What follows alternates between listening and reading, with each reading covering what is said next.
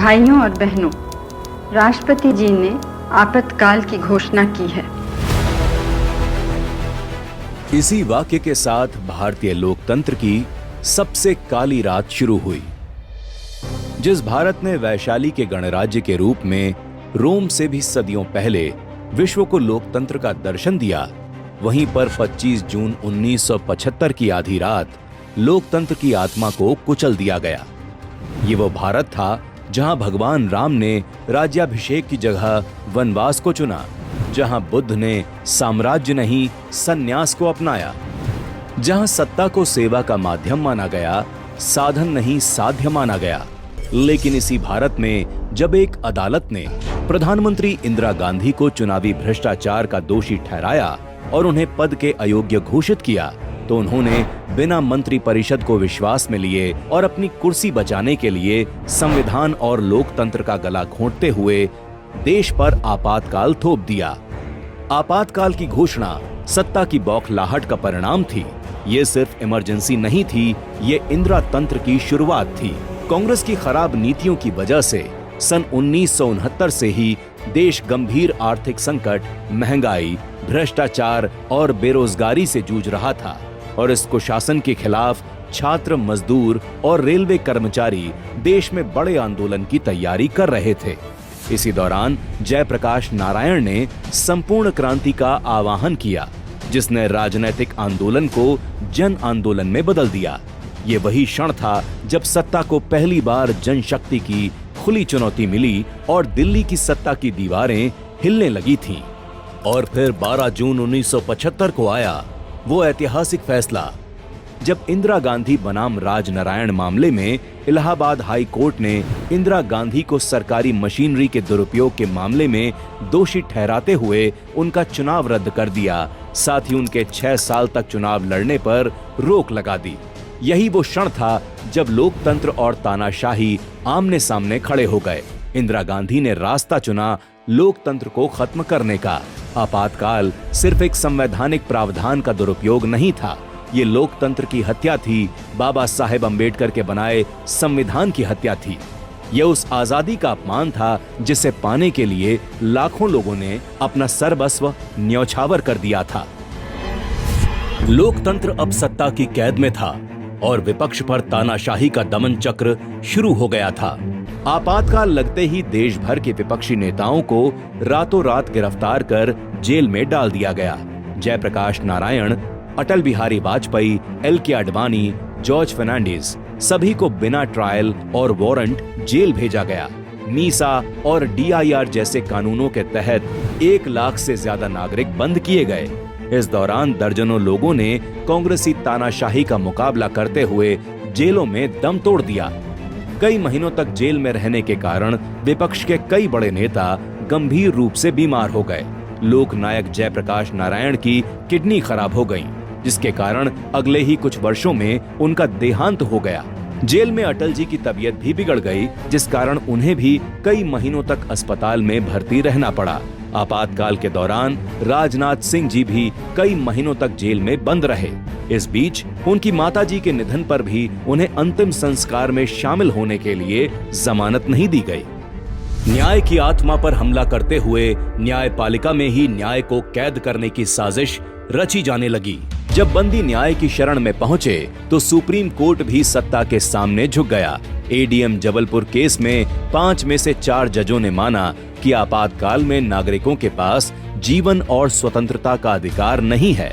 सिर्फ एक न्यायमूर्ति HR खन्ना ने इसका विरोध किया और कहा, अगर जीवन और स्वतंत्रता का अधिकार नहीं रहेगा तो बाकी अधिकारों का क्या मतलब। नतीजतन उन्हें सीनियर होने के बावजूद मुख्य न्यायाधीश नहीं बनाया गया। वहीं 1973 में केशवानंद भारती केस में सरकार के पक्ष में फैसला देने पर इंदिरा गांधी ने वरिष्ठता की परंपरा तोड़कर AN रे को CJI बनाकर इनाम दिया। इंदिरा सरकार ने आपातकाल की घोषणा के साथ ही मीडिया का गला भी घोंट दिया। दिल्ली के बहादुर शाह जफर मार्ग पर आधी रात को प्रेस ऑफिस की बिजली काट दी गई ताकि अगली सुबह कोई अखबार आपातकाल की खबर न छाप सके। इसके साथ सारे देश में मीडिया पर सेंसरशिप लागू कर दी गई, जिसमें अखबारों को हर सामग्री सरकार की अनुमति से छापनी होती थी। पत्रकारों को डराया धमकाया गया, प्रेस काउंसिल ऑफ इंडिया भंग कर दी गई। इंडियन एक्सप्रेस और स्टेट्समैन जैसे अखबारों ने इस तानाशाही के विरोध में पहला पन्ना खाली छापा। आपातकाल के दौर में देश की आत्मा कहे जाने वाले संविधान पर सत्ता ने गहरी चोट की। सरकार ने संविधान में कई संशोधन कर लोकतांत्रिक संस्थाओं को कमजोर और सत्ता को निरंकुश बनाने का प्रयास किया। 1975 में हुए 38वें संशोधन के तहत राष्ट्रपति और मंत्रिपरिषद के फैसलों को न्यायिक समीक्षा से बाहर कर दिया गया, जिससे सत्ता के फैसलों पर कोई कानूनी सवाल नहीं उठाया जा सकता था। इसके बाद 39वें संशोधन में इंदिरा गांधी के अवैध चुनाव को अदालत की जांच से छूट दे दी गई और एक तरह से प्रधानमंत्री पद को कानून से ऊपर रखा गया। 1976 में हुए 40वें संशोधन ने सरकार को भूमि और प्राकृतिक संसाधनों पर पूर्ण नियंत्रण दे दिया, जिससे नागरिकों के संपत्ति अधिकारों और अदालतों की भूमिका को सीमित कर दिया गया।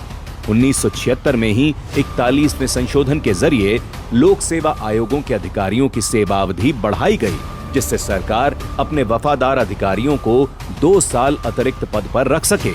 ये निष्पक्ष प्रशासन के सिद्धांतों के विरुद्ध था। अंततः 42वें संशोधन ने संसद को असीमित शक्तियां दी, न्यायपालिका की स्वायत्तता पर चोट की और नागरिकों के मूल अधिकारों को सीमित किया। ये संशोधन आपातकाल की तानाशाही प्रवृत्ति को कानूनी रूप देने वाला सबसे बड़ा उदाहरण था। विद्या का मंदिर कहे जाने वाले कॉलेज और उनमें पढ़ने वाले छात्र भी इंदिरा सरकार के अमानवीय अत्याचारों से नहीं बच सके। आपातकाल के दौरान देश भर में छात्रों, शिक्षकों, किसानों और आम नागरिकों पर भीषण अत्याचार किए गए। केरल, तमिलनाडु और कर्नाटक जैसे राज्यों में प्रदर्शनकारियों को लाठियों से पीटा गया, उल्टा लटकाया गया और एरोप्लेन टॉर्चर जैसी अमानवीय यातनाएं दी गईं। इंजीनियरिंग छात्र पी राजन को पुलिस उठा ले गई और वे कभी वापस नहीं लौटे। छात्र नेताओं रवि, श्रीकांत, उदय शंकर, शेषा, हेमंत और जसबीर सिंह को गरम मोम, मिर्च, जहरीले कीड़ों और बूटों से टॉर्चर किया गया। आंध्र प्रदेश में छात्रों को जानवरों की तरह पीटा गया, गर्भवती महिलाओं को जंजीरों से बांधा गया और दिल्ली विश्वविद्यालय में एक ही दिन में 200 शिक्षकों को गिरफ्तार किया गया। राजस्थान में प्रदर्शनकारियों और वकीलों को बिजली के झटके दिए गए और जोधपुर में लोगों को हम गद्दार हैं की तख्तियां पहनाकर अपमानित किया गया। ओडिशा में 9वीं 10वीं के बच्चे 5 महीनों तक जेल में रखे गए। कॉलेजों और विश्वविद्यालयों में विरोधी लेखन और विचारों पर रोक लगाई गई। ये दौर भारत के लोकतांत्रिक इतिहास में क्रूर दमन और भय की मिसाल बन गया। क्रूरता की हर सीमा पार करते हुए इंदिरा सरकार ने जनसंख्या नियंत्रण के नाम पर देश भर में जबरन नसबंदी अभियान चलाया। गरीबों को पकड़ पकड़ कर ऑपरेशन कराए गए, जैसे सरकार का उद्देश्य गरीबी नहीं, गरीब को ही खत्म करना हो। इस दौरान 1 करोड़ से ज्यादा लोगों की जबरन नसबंदी की गई, जिसकी वजह से 2000 से ज्यादा लोगों की मौत हो गई। वहीं अतिक्रमण हटाने के नाम पर तुर्कमान गेट और नसबंदी के नाम पर मुजफ्फरनगर में सैकड़ों लोग मारे गए। इस अंधकार में कुछ दीपक ऐसे भी थे जिन्होंने लोकतंत्र की लौ को बुझने नहीं दिया। जब पूरा देश डरा हुआ था, तब कुछ साहसी युवाओं ने लोकतंत्र की रक्षा की मशाल थामी। आरएसएस के प्रचारक नरेंद्र मोदी जी ने आपातकाल में ट्रेन से लोगों तक संदेश सामग्री पहुंचाई। आपातकाल के दौरान मोदी जी ने विभिन्न भेष बदलकर पुलिस से बचते हुए आंदोलन को जारी रखा। उन्होंने बटुक भाई और स्वामी जी जैसे भेषों में गुजरात के विभिन्न हिस्सों का दौरा किया। एक बार उन्होंने भुजंगर जेल में बंद नेताओं से मिलने के लिए स्वामी जी का रूप धारण किया और वहां 1 घंटे तक गुप्त रूप से बैठक की। आपातकाल के दौरान मोदी जी ने प्रचार सामग्री के वितरण के लिए अभिनव तरीके अपनाए। उन्होंने साहित्य को नाई की दुकानों में रखवाया ताकि लोग वहां आकर उसे पढ़ सकें। इसके अलावा उन्होंने संतों और धार्मिक नेताओं के माध्यम से ये सामग्री ग्रामीण इलाकों में पहुंचाई। उन्होंने आपातकाल के दौरान के अपने अनुभवों को संघर्ष मां गुजरात नामक पुस्तक में संकलित किया। उनके द्वारा ये पुस्तक 23 दिनों में पूरी तरह से स्मृति से लिखी गई है। वहीं प्रवासी भारतीयों और IFD, फिसी जैसे संगठनों ने अंतर्राष्ट्रीय स्तर पर भारत में तानाशाही के खिलाफ आवाज उठाई। टाइम पत्रिका जैसी मीडिया संस्थाओं की आलोचनाओं ने इंदिरा सरकार पर वैश्विक दबाव बढ़ाने का काम किया। तानाशाही को चुनौती देने के लिए साहित्यकारों और कलाकारों ने भी कमर कस ली। आपातकाल में न सिर्फ नेता बल्कि लेखक, कवि, पत्रकार और कलाकार भी सरकार के खिलाफ उठ खड़े हुए। फणीश्वर नाथ रेणु और शिवराम कारंथ ने अपने सम्मान लौटा दिए। स्नेहलता रेड्डी की जेल में मौत हो गई और किशोर कुमार के गानों पर प्रतिबंध लगा दिया गया। राष्ट्रीय स्वयंसेवक संघ समेत करीब 26 सामाजिक राजनैतिक संगठनों पर प्रतिबंध लगा दिया गया। लोक शक्ति की लहर ने लोकतंत्र की हत्या करने वालों को इतिहास के कूड़ेदान में फेंक दिया है। जब लोगों ने देखा कि न्याय के सारे दरवाजे बंद हो चुके हैं, तो आने वाले चुनावों में जनता ने खुद ही न्याय करने का फैसला कर लिया और 1977 के ऐतिहासिक लोकसभा चुनाव में इंदिरा गांधी की बुरी तरह हार हुई। जनता पार्टी को जिताकर जनता ने स्पष्ट संदेश दिया कि अब तानाशाही नहीं, लोकतंत्र रहेगा। जिन्होंने लोकतंत्र के मंदिर को बचाने के लिए अपना सब कुछ न्यौछावर कर दिया, उनके बलिदान और संघर्ष को याद रखने के लिए मोदी सरकार ने 25 जून को संविधान हत्या दिवस के रूप में मनाने की घोषणा की। लोकतंत्र को पीछे रखकर सत्ता और परिवार को सर्वोपरि रखने की कांग्रेसी मानसिकता आज भी नहीं बदली है। आज कांग्रेस जिस संविधान, न्यायपालिका, प्रेस की आजादी और संस्थाओं की निष्पक्षता की बात करती है, वही कांग्रेस आपातकाल के दौरान इन सभी को रौंद चुकी है। संविधान को रौंदा, प्रेस का गला घोंटा, कोर्ट की स्वायत्तता खत्म की, एजेंसियों का दुरुपयोग किया, विपक्ष को कुचला। आपातकाल ने देश को यह सिखाया कि लोकतंत्र को बलिदानों के बल पर जिंदा रखना पड़ता है। आपातकाल केवल एक राजनीतिक अध्याय नहीं था, बल्कि एक चेतावनी है जो ये बता रही है कि भारत के लोकतंत्र के लिए अभी भी खतरा टला नहीं है, क्योंकि तब भी कांग्रेस का चरित्र अलोकतांत्रिक था और आज भी कांग्रेस के लिए एक परिवार देश से बड़ा है। और जब तक ये मानसिकता रहेगी, देश के लोकतंत्र के लिए खतरा बना रहेगा। कोई व्यक्ति कितना भी बड़ा हो मगर देश से बड़ा नहीं हो सकता। कोई दल कितना भी शक्तिशाली हो मगर 62 करोड़ जनता से अधिक शक्ति नहीं रख सकता।